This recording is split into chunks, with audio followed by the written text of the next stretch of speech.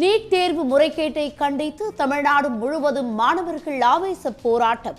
சென்னை, திருச்சி, நாமக்கல், மதுரை, தூத்துக்குடியில் ஒன்றிய அரசு அலுவலகங்கள் முன்பு ஆர்ப்பாட்டம்.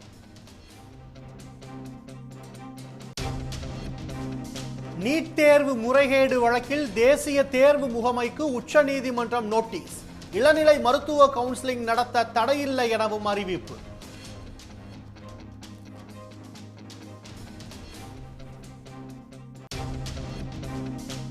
பதினான்கு மாவட்ட ஆட்சியர்களுடன் முதலமைச்சர் மு.க.ஸ்டாலின் ஆலோசனை.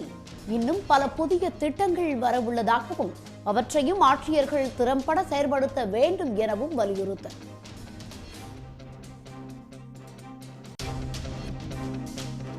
கூட்டுறவு நிறுவனங்கள் மூலம் வழங்கப்படும் கல்வி கடன் 1 லட்சம் ரூபாயிலிருந்து 5 லட்சம் ரூபாயாக உயர்வு. 2ஆம் ஆண்டு 3ஆம் ஆண்டு பயிலும் மாணவர்களும் கல்வி கடன் பெறலாம் என தமிழ்நாடு அரசு அறிவிப்பு.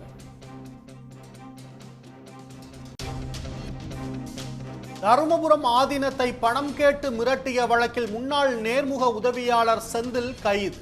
வாரணாசியில் தலைமறைவாக இருந்தவரை தனிப்படை போலீசார் கைது செய்து மயிலாடுதுறை கொண்டு வந்தனர்.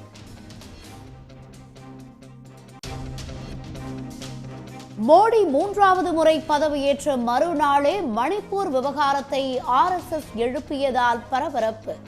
உண்மையான மக்கள் தொண்டனுக்கு ஆணவம் இருக்காது என்றும் மோகன் பகவத் விமர்சனம்.